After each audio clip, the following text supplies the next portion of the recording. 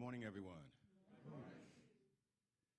First confession, after Steve's meditation and one of my favorite songs, I would have had enough and I could go home right now. I mean, Steve said most everything that I would want to say, and between the piano playing and that song, which always seems to touch me and jerk a few tears, like I said, that would have been just fine with me. But since you guys came and are hoping to hear a speaker, then I'm not going to go home. I'm going to do what I'm supposed to be doing. But first, I want to give a shout out and a special welcome to some fellow Kansans that just happened to show up, Nancy and Paul. Yeah. Take your bow. Nancy and Paul normally they show up here online, and they watch online, right? In person. So we're glad that they made that long trip from Kansas, and also two other special people for me. My mom's in the audience, and so is my grandson, too. Now, for Nancy and Paul especially, being from Kansas, you know, a lot of people, they don't know a lot about Kansas, and there's a lot more to Kansas than just wheat and farming and those kinds of things. But being from Kansas, I want to start off with a story about a farmer for Kansas. How's that? So, once upon a time, which is a good way for most all stories to start off with, once upon a time. Once upon a time, there was this farmer, and this farmer had a beautiful, he had a beautiful farm. It had everything. It was just magnificent to look at. Beautiful meadows and pastures for the sheep and for the cows and the horses. There were orchards with, tall trees with every kind of fruit you could imagine, with plums and peaches and apples. This was a beautiful farm. They had corn that stood tall and rose, wheat blowing, and it was just a magnificent place. Had nice stables, beautiful barn, and a great big mansion. Now, one day, the old farmer was out working the fields, and old pastor drove by. You know, and the minister pulled up and wanted to have a little conversation. He said, "Hey, farmer, how you doing today?" And the farmer said, "Well, I'm doing pretty good." He said, "It looks like you have a beautiful farm. The Lord has really blessed you with a great farm."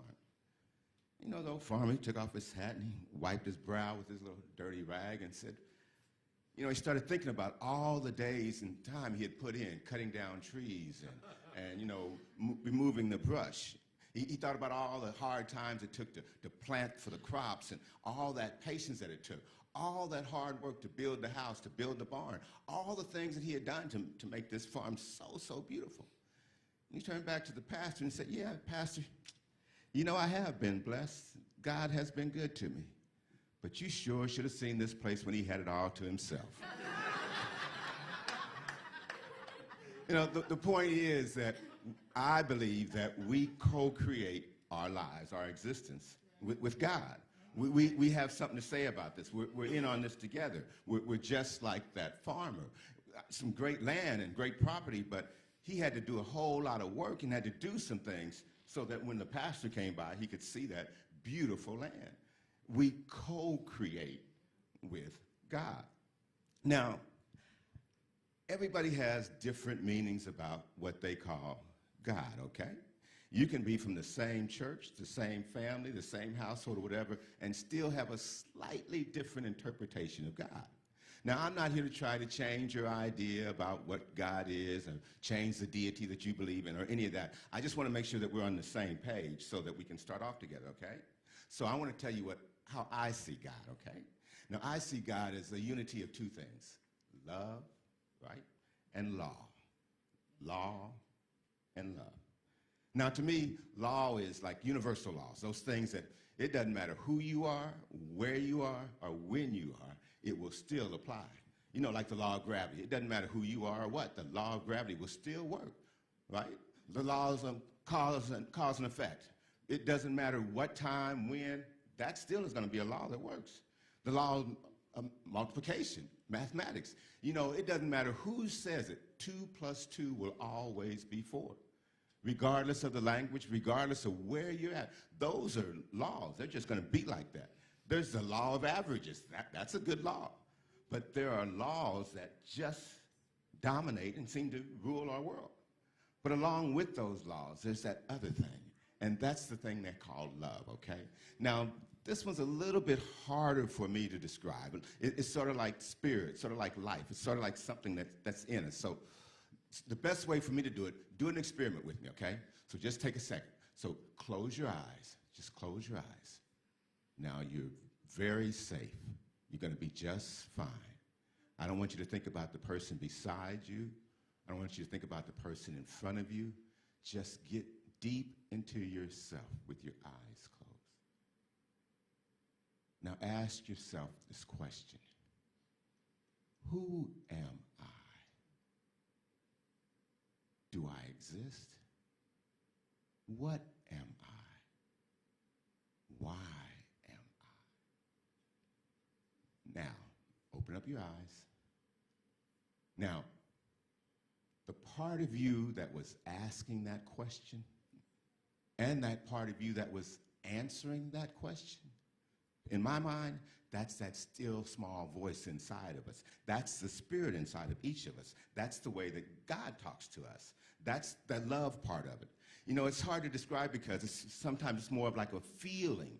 And I don't care how logical you want to be about your religion or about what you believe, you've got to admit that sometimes we just get that feeling. We have a presence, and that part of us. It's the enthusiasm, and it's the courage that comes with us. It's that part of us. And those two together, that love and that law, I think that makes up God. So when I say that we co-create our world with God, that's what I'm talking about, okay? That we do it together. Now, I got to get this part over real quick because I'm not good with notes and all that kind of stuff, reading notes, okay? But some of you may need a better authority than just me to rely on this. So I made sure that in case you needed a better authority, that I could tell you something, okay? So for those of you who need a biblical authority, and this is Sunday and we're church, it should be a biblical authority. In 1 Corinthians 3, 9 through 12, it says, "For we are God's fellow workers. You are God's field and God's building." It also says in 1 Corinthians, "Do you not know that you are a temple of God and the Spirit of God dwells in you?" See, it wasn't just me saying this stuff. It's right there in the Bible. A lot of people may look like past it, but it's right there. You know, one of my favorite quotes is that it's about a creative power. It says, "I can consciously use the creative power of the universe to create a life that is perpetually unfolding toward more good." Isn't that great? Now, you know, if you don't read a lot about the Bible, you know, when I was doing all my research, I can tell you that this book, Galatians, they got some good stuff in Galatians, okay? And he said in the 6th chapter, the 7th verse, this is my favorite, okay? And then I'll quit reading to you. It says, "Do not be deceived. God is not mocked. For whatever a man soweth, this he will also reap. Whatever he soweth, this he shall also reap." So we co-create our lives with God. We put together our own little farm, our own little garden, and we do it with God. Have you ever heard that idea? I know you have because I know it's a New Thought Church and I know how you guys think. But people always are telling you, there's a power in the universe for good and you can use it. You heard that before? I hear it all the time. They don't usually explain it afterwards, but they say, there's a power in the universe for good and you can use it. That power is a creative power. It's the way things are created in the world. It's the way plants grow. It's the way an acorn turns into an oak tree. It's the way a seed actually develops. That's a creative power. Now, we know a whole lot about how we plant things and make things grow, but nobody really knows what happens in that moment when that seed bursts open. That's the creative power. I think that's God doing something. And if you understand that creative power, then you can begin to use it. Use it in your own life. See, that creative power is going to be there no matter what. So why not find a way to harness that power and use it for your own good? It's like seeds, okay? Now, for me, if a seed will grow anywhere, right? And it doesn't matter whether you're there or not. That's that creative power. Let me tell you the 3 steps to using the creative power, okay? They're really simple, okay? You plant, you cultivate, and you harvest. That's simple. Plant, cultivate, and harvest. So you plant good seeds. You know, you plant seeds that are good, that are going to grow. You can't go around planting corn if you want apples, right? You got to plant apple seeds if you want apples. You've got to plant tomato seeds if you want tomatoes. You can't plant corn and get potatoes. And the same thing is true. You can't plant prosperity and then, you know, expect that you're going to get anything else. You can't be cheap and expect to be prosperous. You've got to plant what you expect to actually grow. Now, those seeds are like our ideas, our thoughts, our goals. Those are the things that we plant. Got it? Now, if you have trouble with coming up with what your seed should be, the universe has provided an answer even for that, okay? All you have to do is use your imagination. If you don't know what you want to do, what you want in life, just use your imagination. Okay? Einstein says that the imagination is even more important than knowledge, because knowledge only talks about what we know up to this point, but imagination takes you past that, even to the things that you don't have any idea will exist one day. That's your imagination. And anything that you can imagine, you can make come true. Einstein says that your imagination is the preview for what's to come in your life. Your imagination. So dig deep into your imagination and grab those seeds and then plant those seeds. When you plant it, it's like putting thoughts in your subconscious. You know, it's like the seeds go into that ground and it's dark. It's the same thing with our subconscious. And that's where things start to happen. That's when we get to that second step. That's when we start to do our part, when we start to cultivate it. You can't just put the seeds in the ground and then not pay any attention to them, because seeds will grow. I mean, you've seen them. Seeds will grow. A plant will grow in the middle of a sidewalk through a crack. It will find a way. Weeds will grow in your garden if you're not careful. So when you get your thoughts and you plant those good thoughts in your garden, you want to make sure you tend to that garden, that you cultivate that garden. That means when those negative thoughts start blowing in, people saying, no, you can't do that, or you start doubting yourself. No. Those are the weeds that you want to get rid of. You want to move them out of the way. Because if you let too many weeds grow, they'll choke off the good plants, right? They'll take away all that good nourishment. So you've got to get rid of those weeds. And you know, you get to determine what's a weed and what's not a weed, okay? I'm just saying, because some people's weeds are different than other people's weeds. Just like some people's flowers are different. So you decide what feedback that you want to accept from other people, what negative talk you want to take. But know that you've got to cultivate that garden in order for those plants to properly grow. And there's a way that we can do that too. You know, some things are so true that you see it everywhere, okay? One of the best ways to cultivate your seeds when you put them in the ground is just through repetition. Just say over and over and over that it's going to work, it's going to work, knowing that it's going to work. That's how a lot of things work. That's how we develop habits. You know, that habit that you see those nuns wear, there's more to it than just that. That's why they repeat the rosary and those things over and over and over again, trying to embed those thoughts into your brain. Now, it doesn't just work like that with religion. If you want to look at biology, it still happens that way. If you go look at your brain, you will find out that you're building neural paths, and more neural paths. Every time you repeat an affirmation, every time you say what you want, it's getting deeper and deeper and deeper. That's why we do what we do. Now, I know for some of you guys, because I know where I'm at, this is just kind of elementary, because I know plenty of times, I've been here and seen you when Reverend Ann has stood up here and gave a great sermon, and you latched on to one of those thoughts, something that seemed to resonate just with you. And you went home and you started studying that and reading about it. And then all of a sudden you started talking about it in your spirit groups. And I know you guys have spirit groups because I've seen them at my own house. And you have those spirit groups, okay? And those spirit groups, you start reinforcing that thought. You support each other in that thought. And that's cultivating your seed. That's helping your thing grow. The same thing when you do affirmative prayers. Whenever you're doing anything like that, you're helping that seed to grow. Make sense? Now, it's one thing to make the seeds grow, but the best part of those seeds is when you get to the harvest.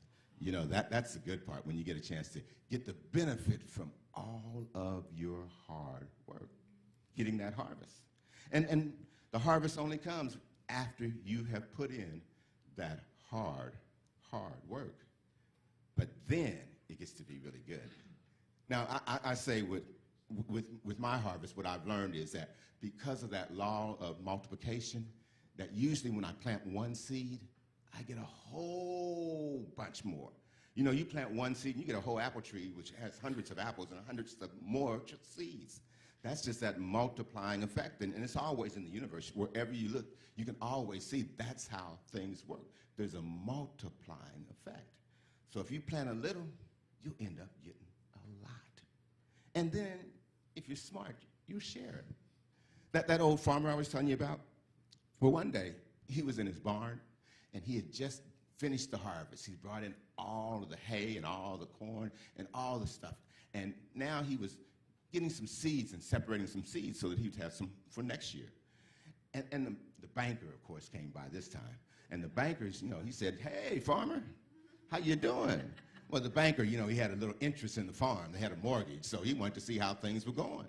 And he said, "Oh, well, we had a good harvest this year. Things went well. We got a lot of corn, you know, a lot of everything. Everything went well. And now I'm just sorting up the seeds so that I'll have some for next year. And then I'm also going to give some to my neighbors." And the banker looked and he said, "Well, they look like both those bags of seeds seem to be pretty much the same. You know, are you giving your good seeds to your neighbor?" And the farmer said, "Obviously, you're not from Kansas and you don't know much about farms." He said, "Of course I give my best seeds to my neighbors because I know when they plant them in their garden, their pollen is going to blow over into my yard. So why wouldn't I want them to have the best?" It only makes sense. When we give to others, we're giving to ourselves. So when you learn how to use that creative power to bring things into your life, the thing that you want to do is not just take yours, but share with others. Be generous, because that's how it multiplies. You know, it's amazing to me that we don't seem to understand that, okay? But if I take one candle and you don't have a candle, and then I give you a candle, and now you light your candle, I don't lose any of my light at all. And now you even have more, right? And if you share that light with somebody else, you haven't lost any light. There's even more, right? Pretty soon, we can all share from that same candle and light the whole room. That's what we can do. So everybody else doesn't have to understand about how to use that creative power if you understand and if you're willing to share. Make sense? I've got some older friends that I hang out with, okay? And I'm now at that retirement age. So I'm in a men's circle. And in this men's circle, it's about 25, 30 guys. And there might be 3 that look like me, and the rest of them are old white guys. And they're good. And we're all in there, and we all talk about what's going on in our lives. And we keep it confidential and all that. So you have men who get a chance to express to other men what it's like to be a man and what they're going through, those kinds of things. And one of the strange issues that start to come up recently is race. We've got guys in the group who are reading the 1619 Project. I'm not sure if all y'all know about that, but it talks about race in America. And these guys are reading that book, and they're getting some new enlightenment. They're seeing things a different way, different than what they had ever seen before. And they're concerned because it's like, well, if I had known that when I had been a supervisor, when I was a manager, when I was running the company, when I could make a difference, then I would have did something different. You know, I would have promoted more women in my group. I would have promoted more blacks. I would have done something if I'd have known that. And so now a lot of them feel, well, is there any reason for me to get this information, to go on, to have that? And I say that there still is a purpose, okay? I got this one more quote. Let me see if I can find it, because it's just too good for me. I don't want to really mess this one up, okay? Now, this is one from Socrates, okay? Socrates says, a society grows great when old men plant trees whose shade they know they shall never sit in. Got that?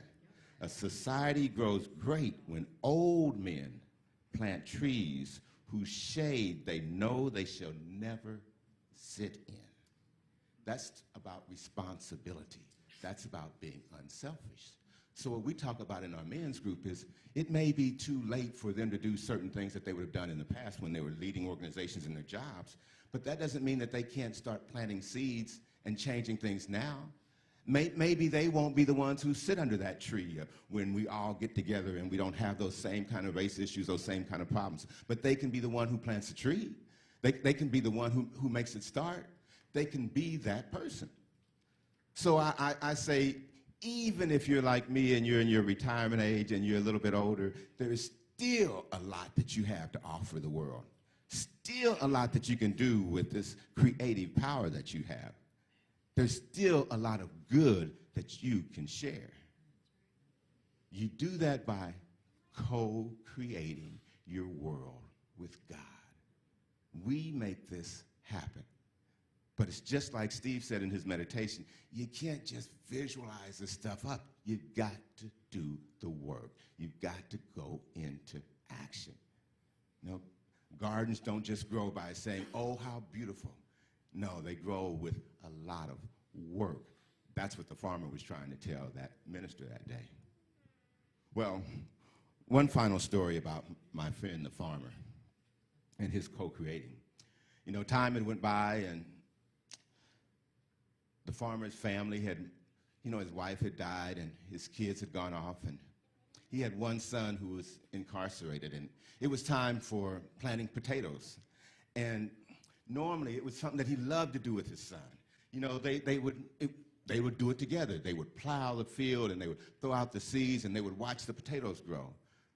But he couldn't do that anymore. He was old and his son was incarcerated in jail. So he wrote his son a letter and explained to his son, you know, I really miss us not having the opportunity to work the fields together. So I really wanted to plant those potatoes, but I'm just so old and feeble now. You know, I could probably throw out the seeds, but I just can't handle that plow. The son thought about it and felt real bad because he couldn't be there for his dad. And he meditated and then he wrote his dad a letter back and he said, Dad, I really wish I could be there to help you with those potatoes and that farm. But I can't do it right now, but whatever you do, Dad, whatever you do, don't plow up that field because that's where the loot is buried.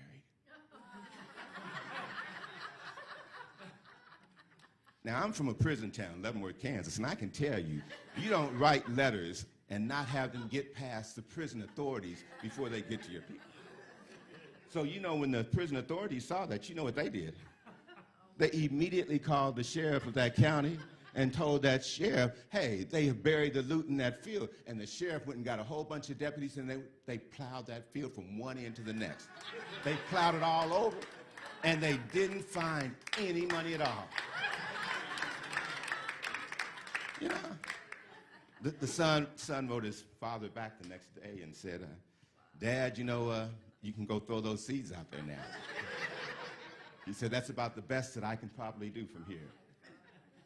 We all need to co-create with our Father, our God, what we might call him. We can't do it on our own. I invite you to do that in your own life, to find the things in your imagination, the ideas, the thoughts, the goals, the things that you want to make happen. Find those things. Put them deep down in your subconscious, and then water that, okay? Then nurture it. And even if things go wrong, and you get a little fertilizer, you know, and it smells bad, know that even the fertilizer is for your good. It's still there for your good. And if you nurture your plant, and you take care of that plant, you will have a fantastic harvest. It says so in the Bible. It says so in science. It says so right here in Unity of Arlington. And I'm so glad to be here with you guys to talk about tending your garden. Thanks.